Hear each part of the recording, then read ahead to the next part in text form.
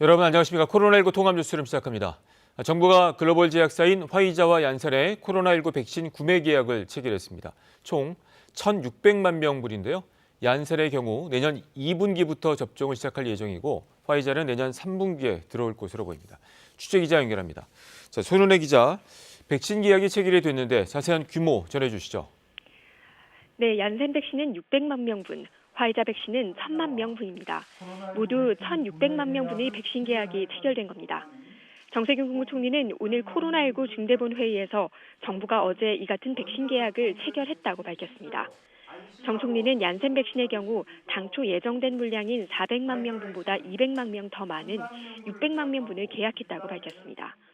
그러면서 얀센 백신은 내년 2분기부터 접종 가능할 것이라고 전했습니다. 화이자 백신에 대해서는 1,000만 명분을 계약했고 내년 3분기부터 들어올 예정입니다. 이에 대해 정부는 화이자 백신의 경우 도입 시기를 2분기 이내로 앞당기기 위해 구체적인 협상이 별도로 진행되고 있다고 전했습니다. 정 총리는 오늘 회의에서 영국, 미국 등 여러 나라에서 백신 접종이 시작됐다고 말하면서 이들 국가들은 대부분 백신이 절박한 나라들이라고 했습니다. 또 우리 정부는 먼저 접종된 백신이 실제로 안전한지, 효과가 충분한지 등을 면밀히 들여다보겠다고 밝혔습니다. 그러면서도 우리 국민들이 가능한 빨리 안심하고 접종받을 수 있도록 꼼꼼하게 챙기겠다고 덧붙였습니다. 이와 함께 백신 구매의 법적인 권한은 질병관리청에 있지만 백신은 한 부처의 일이 아니라 정부 전체가 책임진다는 각오로 임하고 있다고 강조했습니다. 지금까지 KBS 뉴스 손은혜입니다. 미국 정부가 화이자 백신 1억 회분을 추가로 확보했다고 밝혔습니다. 기존에 확보한 백신 물량을 합치면 2억 명이 맞을 수 있는 분량인데요. 이런 가운데 백악관 코로나 TF 조정관이 지난 추수감사절 연휴에 파티를 한 것이 뒤늦게 드러나면서 사퇴 의사를 밝혔습니다. 워싱턴 서지영 특파원이 전해왔습니다. 미 정부가 화이자로부터 추가 확보한 코로나19 백신은 1억 회분입니다. 5천만 명이 맞을 수 있는 분량입니다. 미 국방부는 보도자료를 내고 내년 7월 말까지 화이자 백신을 공급받기로 했다고 밝혔습니다. 이번 계약에는 화이자가 백신 원료를 더 많이 확보할 수 있도록 정부가 국방물자 생산법을 적용한다는 내용도 포함된 것으로 전해졌습니다. Have continuing conversation, very constructive, and in order to support their efforts to ensure that they would be able to provide us with an additional 100 million doses. 미 정부가 앞서 확보한 화이자 모더나 백신을 합치면 2억 명에게 접종할 수 있는 백신 물량이 확보된 것입니다. 코로나19 하루 사망자가 3천 명을 넘나드는 미국에선 백신 접종을 독려하는 분위기가 형성되고 있습니다. 미 질병통제예방센터는 지금까지 100만 회분의 백신 접종을 완료했다고 밝혔습니다. 이런 가운데 백악관에서 열린 코로나19 태스크포스 브리핑에서 활약을 해왔던 데보라 벅스 조정관이 돌연 사퇴 의사를 밝혔습니다. 기자회견에선 방역 지침 준수를 당부하면서 But you need to assume that you're infected and not go near your grandparents and aunts and others without a mask. 정작 자신은 추수감사절 연휴에 별장에서 3대가 모인 가족 파티를 열어 내로남불이라는 비난을 샀습니다. 화려한 패션과 차분한 설명으로 이목을 끌었던 벅스 조정관은 트럼프 대통령에게 쓴소리를 하지 않는다는 비판을 받기도 했습니다. 워싱턴에서 KBS 뉴스 서지영입니다. 변이 코로나 바이러스가 확산되고 있는 영국에서 또 다른 코로나 변이가 확인됐습니다. 새 변이 바이러스는 남아프리카 공화국에서 유래한 것으로 기존 변이 바이러스처럼 전파력이 매우 강합니다. 유광석 특파원이 보도합니다. 영국에서 새로운 코로나 변이 바이러스가 확인됐습니다. 이 변이 바이러스는 앞서 남아프리카 공화국에서 발견됐는데 최근 남아공을 다녀온 2명이 이 변이에 감염된 것으로 나타났습니다. 영국 정부는 남아공에 대한 여행을 제한하고 최근 14일 이내 남아공을 다녀오거나 다녀온 사람과 접촉한 이들은 즉시 격리에 들어가도록 했습니다.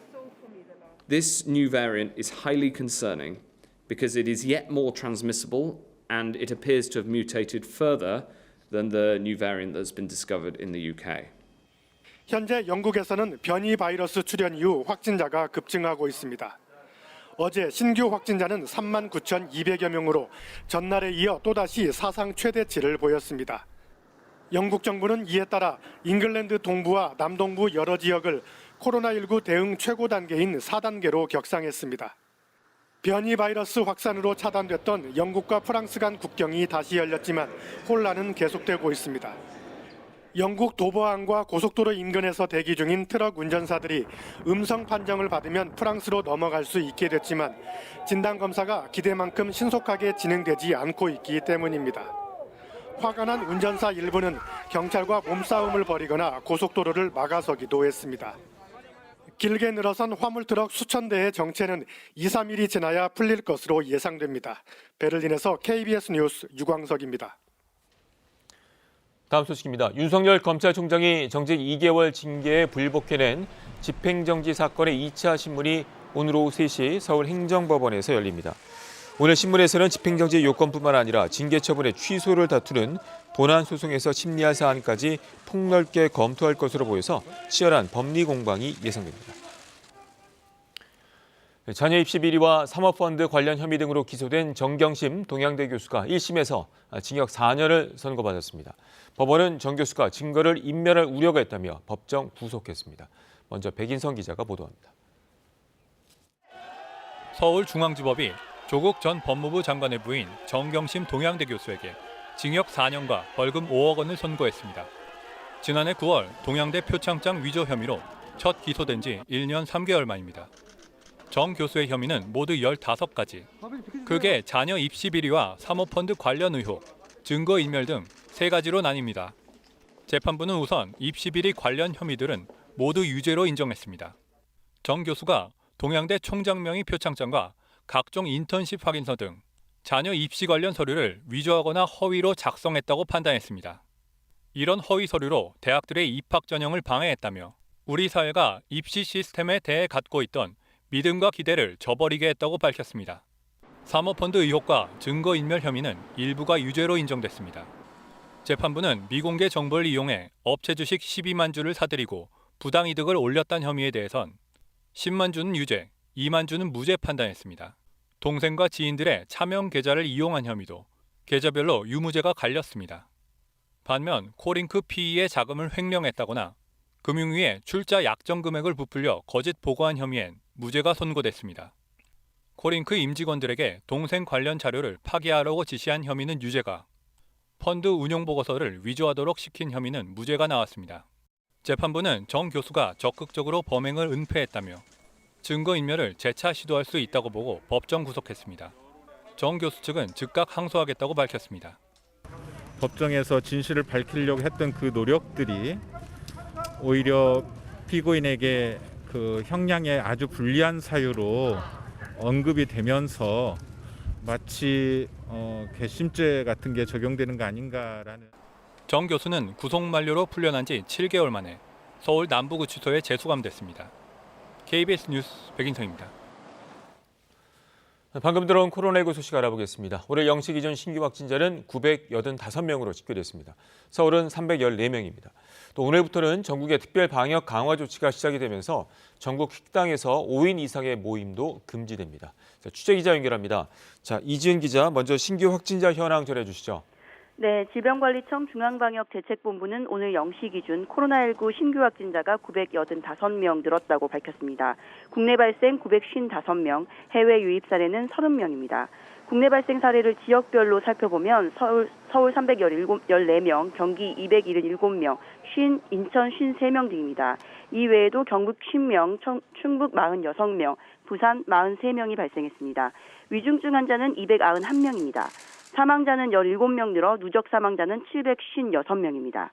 정세균 국무총리는 오늘 중앙재난안전대책본부 회의에서 내일부터 성탄절 연휴가 시작된다며 올해만큼은 건강과 안전을 위해 이동을 줄이고 만남도 미뤄줄 것을 거듭 요청했습니다. 오늘 시작된 11일간의 멈춤에 국민 모두가 동참해줄 것을 호소하고 다만 방역을 담당하는 정부와 지자체는 쉬지 않겠다고 밝혔습니다. 그러면서 최근 위중증 환자가 300명에 육박하고 있는 만큼 중환자 병상 확보에 긴장을 늦출 수 없는 상황이라고 강조했습니다. 그리고 수도권은 어제부터 5인 이상 사적 모임이 금지가 됐는데요. 오늘부터 전국 식당에서도 5인 이상 모임이 금지가 된다고요.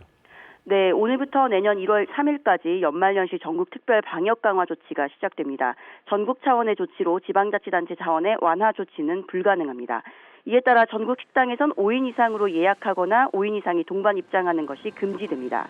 이를 위반할 경우 운영자는 300만 원 이하, 이용자는 10만 원 이하의 과태료가 부과됩니다. 단 가족처럼 주민등록상 같은 장소에 거주하는 경우는 예외입니다. 특히 5인 이상 사적 모임이나 회식, 파티 등은 취소가 강력 권고됩니다. 수도권 지역은 어제부터 시작된 5인 이상 모임 금지 행정명령에 따라 이 같은 사적 모임이 금지 대상입니다. 수도권 내 시행되던 정규 예배, 미사, 법회 등의 비대면 진행은 전국으로 확대됐습니다. 종교시설 주간의 모임과 식사도 금지됩니다. 백화점과 대형마트에선 시식과 시음, 견본품 사용이 모두 금지됩니다. 또 겨울철 이용객이 몰리는 스키장과 눈썰 매장, 스케이트장 등은 집합이 금지되고 해맞이, 해넘이 관광명소와 국립공원은 폐쇄됩니다. 리조트와 호텔 등 숙박시설은 객실의 50% 이내로 예약을 제한해야 합니다. 지금까지 문화복지부에서 KBS 뉴스 이지은입니다. 다음 소식입니다. 대전의 한 어린이집에서 보육교사가 아이들을 학대했다는 신고가 접수가 돼서 경찰에 수사에 착수했습니다. CCTV에는 교사가 아이들의 뺨을 때리고 코를 잡아 비트는 등 학대한 정황이 담겨 있었습니다. 한솔 기자가 취재했습니다. 대전의 한 어린이집 5살 반 수업 시간, 보육교사가 손바닥으로 거칠게 아이 머리를 내리칩니다. 다른 아이가 이마를 맞고 휘청이다 울음을 터뜨리자 코를 잡아 비틉니다. 마스크가 벗겨질 정도로 세차게 아이 뺨을 때리기도 합니다. 진짜 사람이 아닌 것 같아요. 다시 한테 와가지고 더 심하게 막 때리고 도망가는 애를 다시 열로 오라고 하고 또 때리고. 해당 어린이집에서 아동학대 신고가 경찰에 접수된 건 지난 17일. 아이 몸에 자꾸 뭔가 상처가 나는 걸 한 부모가 이상하게 여긴 겁니다. 어린이집의 CCTV 확인을 요청한 뒤에야 원장이 경찰에 신고하면서 보육교사의 학대 정황이 드러났습니다. 경찰 조사 결과 CCTV로 피해 사실이 확인된 아동은 4명. 이들 4명을 포함해 해당 반 원아 7명 모두 심리치료를 받고 있습니다. 보육교사 20대 A씨는 경찰 조사에서 수업 진도가 느려 아이들을 때렸다고 진술한 것으로 알려졌습니다. 경찰은 A씨가 5살 반 원생 7명 모두를 학대했을 가능성이 있다고 보고 최근 2달치 CCTV를 확보해 분석하고 있습니다. 경찰은 A씨를 아동학대 범죄 처벌 등에 관한 특례법 위반 혐의로 불구속 입건하고 아동학대 신고 의무자인 해당 어린이집 원장 등을 상대로 추가 조사를 벌일 계획입니다. KBS 뉴스 한솔입니다. 이번엔 KB증권 연결해서 오늘의 주식시장 알아보겠습니다. KB증권입니다. 코스피가 전일의 강세를 이어가며 1% 안팎의 상승 흐름을 나타내고 있습니다. 코스닥 역시 외국인과 기관의 동반 매수에 힘입어 오름세입니다. 이 시각 현재 코스피는 30.85포인트 상승한 2790.67에 코스닥은 3.75포인트 오른 926.92에 거래되고 있습니다. 간밤 미국 증시는 도널드 트럼프 대통령이 9천억 달러 규모의 코로나19 추가 부양책에 제동을 걸었다는 소식에 혼조세로 장을 마쳤습니다. 이런 가운데 코스피는 외국인의 매수세가 유입되며 전일의 상승세를 이어가고 있습니다. 대장주 삼성전자가 장중 7만 6천 원 선을 돌파하며 사상 최고가를 경신했고 대우조선해양은 연일 대형 수주 소식이 잇따르며 강세를 보이고 있습니다. 또 삼성 엔지니어링은 4천억 원대, 대우건설은 2조 9천억 원 규모의 공사 계약을 수주하며 좋은 흐름을 나타내고 있습니다. 이 시각 현재 달러화에 대한 원화 환율은 1,105원 60전에 거래되고 있습니다. 지금까지 KB증권이었습니다.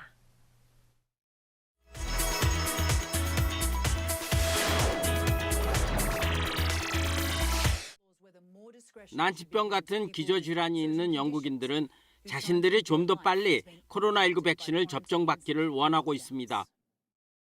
와인하우스 씨는 심각한 유전병인 낭포성 섬유증을 앓고 있습니다. 그래서 그는 코로나19 유행 이후로는 감염 우려 때문에 집을 벗어날 수 없었습니다. We had to shield for a significant period at the start of March. 이처럼 영국에서 심각한 기저질환으로 코로나19에 더더욱 취약한 사람들은 300만 명을 넘습니다. 하지만 이들은 우선 접종 대상자인 의료진과 노인층 등 800만 명이 먼저 백신을 맞을 때까지 기다려야 합니다. I will first of all jump for joy. 문제는 기저질환자들의 면역 체계가 매우 약하다는 것입니다. 기저질환자들이 하루라도 빨리 백신을 맞고 일상으로 돌아가길 원한다고 해도 정부 입장에서는 이들에게 백신이 과연 별 문제가 없는지를 먼저 확인해야 한다는 것입니다. 코로나19로 인한 비대면 수업 때문에 취약계층의 학생들은 교육권마저 박탈되는 경우가 일어나고 있습니다. 프랑스 학교들이 온라인 수업으로 전환되면서 대학생인 이네스는 수업을 받을 수가 없게 됐습니다. Pour moi, c'est très important pour poursuivre mes études, surtout en ce moment du confinement et tout. C'était vraiment compliqué pour moi. 이처럼 컴퓨터와 인터넷 등 온라인 수업 장비를 갖추고 있는 학생과 그렇지 못한 취약계층 학생들 사이에 교육 격차가 심화되고 있는 것입니다. C'était déjà le cas avant. Ça fait des années qu'on a des problèmes de précarité étudiante et les confinements ont juste montré encore plus ces différences entre les étudiants. 극기야 한 시민단체가 노트북 등 온라인 수업기기를 기증받아 취약계층 학생들에게 대여해주는 활동을 시작했습니다. acceptent de nous faire des dons de matériel et on a une partie du matériel qui vient d'entreprises qui nous envoient. 프랑스 국가학생연합은 전국에서 약 10에서 25% 사이 학생들이 온라인 수업 장비가 없는 교육 취약계층에 속한다고 밝혔습니다. 중국에서는 주인에게서 도망친 거대한 황소가 한 고속도로 터널로 도망치는 바람에 한바탕 소동이 일어났다고 합니다. 도망친 소를 잡기 위해 노 부부가 터널 안에서 이리 뛰고 저리 뛰어보지만 쉽지 않습니다.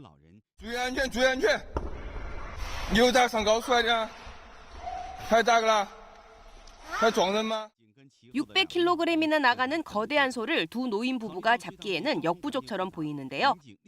그나마 다행인 것은 경찰이 재빨리 차량을 통제해 터널 내에서 인명피해나 사고는 없었습니다. 마침내 노 부부가 이 황소를 달래면서 터널 밖으로 이끌어보지만 얼마 안 가서 안 가겠다며 황소 고집을 부립니다. 여러 차례 승강이 끝에 결국 터널 밖으로 나온 소를 나무에 꽁꽁 매달아 놓고서 노 부부는 한숨을 돌렸습니다. 경찰 조사 결과 이번 소동은 주인이 자신을 팔려고 하는 것을 눈치챈 소가 도망치면서 일어난 것이라고 합니다. 일본에서는 암투병과 육아로 지친 어머니들에게 웃음을 찾아주기 위해 암투병 환자들의 웃는 얼굴을 담은 사진전이 열렸습니다. 지난해 유방암 수술을 받은 34살의 다니구치 씨.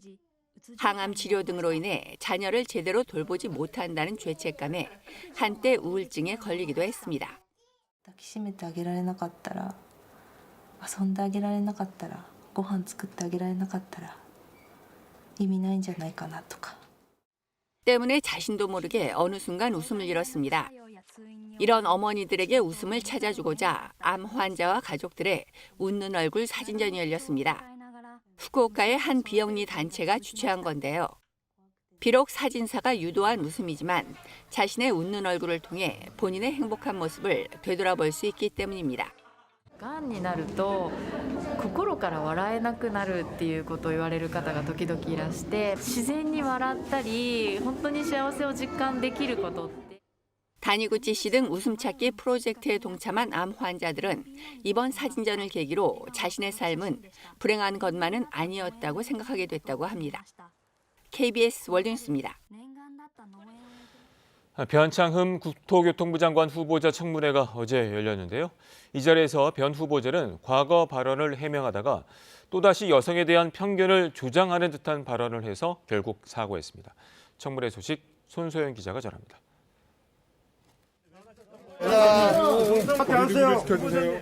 야당 의원들의 사퇴 요구로 시작된 청문회. 변 후보자는 허리 굽혀 사과했습니다. 김 군과 가족분들 위험을 무릅쓰고 일하고 계신 모든 분들께 이 자리를 빌려 거듭 사과의 말씀을 올립니다.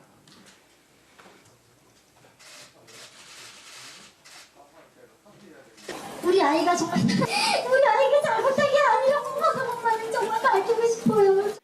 구의역 사고로 숨진 김군 어머니의 육성이 울리자 청문회장은 숙연해졌습니다. 생명과 인권 감수성이 박약하고 또 차별에 익숙한 사람들에게는 절대 중요한 정책 결정 자리를 내줘서는 안 된다. 저는 이게 우리 국민들의 생각이라고 봅니다. 고인이나 또 유족들의 그 마음을 제대로 헤아리지 못하고 그 경솔하게 말한 것에 대해서 진심으로 사과의 말씀드립니다. 공유주택 입주자와 관련해 못 사는 사람들이 밥을 집에서 먹지 사서 먹느냐고 했던 말을 해명하다가 또 다른 부적절한 발언을 했습니다. 특히 여성인 경우에 이제 화장이라든지 이런 것들 때문에 아침을 같이 먹는 건 아주 조심스러운데 발언 후 성인지 감수성이 부족하다는 지적이 나왔습니다. 여성에 대한 편견을 조장할 수 있는 그런 우려가 있는 느낌이 있어서요. 하여튼 취지가 그게 아니었다는 말씀드리고 좀 유감을 표합니다. 특혜 채용과 일감 몰아주기, 블랙리스트 작성 의혹도 제기됐습니다. 후보자 관계하고 있는 학회나 단체에 일감을 몰아주고 예산을 낭비했다라고 저는 생각을 합니다. 제가 뭐 특정 업체나 특정 사람을 뭐 예약하라든지 뭐 이렇게 할 이유가 없고. 변 후보자는 재난재해나 안전 문제는 개인 실수가 아니라 구조적 문제라며 중대재해기업처벌법 제정에 찬성한다는 입장을 밝혔습니다. KBS 뉴스 손서영입니다. 이용구 법무부 차관이 취임 전 택시기사를 폭행한 사실이 알려져 논란이 되고 있는데요. 지금까지는 이 차관의 아파트에 도착한 뒤 정차한 택시 안에서 폭행이 있었던 것으로 알려졌는데 택시기사가 최초 진술에서는 폭행 시점이 운행 중인 상태였다고 말한 것으로 확인됐습니다. 검찰은 재수사에 착수했습니다. 보도에 이유민 기자입니다. 지난달 6일 밤, 당시 변호사 신분이던 이용구 법무부 차관을 태우고 자택에 도착한 택시기사는 취한 승객으로부터 폭행을 당했다며 경찰에 신고했습니다. 출동한 경찰과 파출소로 간 택시기사는 당시 상황을 구체적으로 적었습니다. 이 차관이 신호 대기 중인 택시 안에서 갑자기 차문을 열어 이를 말리자 욕을 했고 목적지에 도착했을 때쯤 갑자기 자신의 목을 잡았다는 내용이었습니다. 하지만 사흘 뒤 이 진술은 바뀌었습니다. 폭행 시점이 운행 중에서 목적지에 도착한 뒤로 욕을 했다는 내용도 한 건 맞지만 혼잣말 같았다로 달라졌습니다. 최초 진술대로라면 이 차관은 피해자의 의사와 상관없이 처벌되는 상황인 운행 중에 택시기사를 폭행한 게 됩니다. 당시 현장에 출동했던 경찰들도 택시기사 진술에 따라 이 차관을 특정범죄 가중처벌법 적용 대상이라고 보고한 걸로 확인됐습니다. 하지만 경찰은 신고 직후 택시기사 목에 상처가 없었고 블랙박스가 작동되지 않은 상황에서 피해자가 처벌을 원치 않아 내사 종결했다고 거듭 강조했습니다. 또한 당시 택시기사에게 진술을 바꾼 이유를 물었는데 사건 당일에는 화가 나고 당황스러워 진술을 다소 과장했다라고 답했었다고 전했습니다. 그러면서도 운행 중 폭행이 있었는지는 다시 한번 확인하겠다고 밝혔습니다. 논란이 계속되면서 검찰은 일부 시민단체가 이 차관을 특가법 위반 혐의로 고발한 사건을 서울중앙지검에 배당하고 사실상 재수사에 착수했습니다. KBS 뉴스 이유민입니다. 크리스마스 연휴를 앞두고 올 연말 유일한 블록버스터인 원더우먼이 개봉합니다. 어릴 때보다 힘든 연말 따뜻한 위로를 주는 사랑 이야기도 관객들을 찾아옵니다. 이번 주 개봉 영화 김지선 기자가 소개합니다. 정체를 숨기고 조용히 살아가려 하지만 인류의 삶 곳곳에선 여전히 영웅이 필요합니다. 풍요로웠던 1984년 미국으로 귀환한 슈퍼히어로 원더우먼입니다. And everything will be different. 코로나19 여파에도 올 연말 극장가에서 유일하게 살아남은 블록버스터답게 화려한 액션과 볼거리로 관객들을 압도합니다. 끝없는 욕망으로 세상을 파멸로 몰고 가는 악당을 상대로 진실의 올가미를 휘두르는 원더우먼의 활약을 응원하다 보면 결국 세상을 구하는 건 우리 자신이란 영화의 메시지에 공감하게 됩니다. 코로나19 시대 희망과 용기를 얘기하는 원더우먼의 귀환이 더 반가운 이유입니다. My ambition from the start was for Wonder Woman to be an international hero of great spectacle and visuals. And so it's something that, you know, there are some other movies that get to do this, but superhero movies don't get to do it very often, where they're like all over the world and you're seeing all of these incredible stunts for real. Mademoiselle Camille, vous êtes là? 배우가 되고 싶은데 말을 더듬고 아픈 할머니를 보살펴야 하고 궁핍한 생활을 이어가야 하는 청춘들. 각자의 이유로 삶이 고단한 이들이 한 집에 살게 됩니다. 티격태격하다 조금씩 마음을 열고 서로를 알아가며 조금 더 나은 사람이 되고 삶을 긍정하게 되는 과정을 따뜻하게 그렸습니다.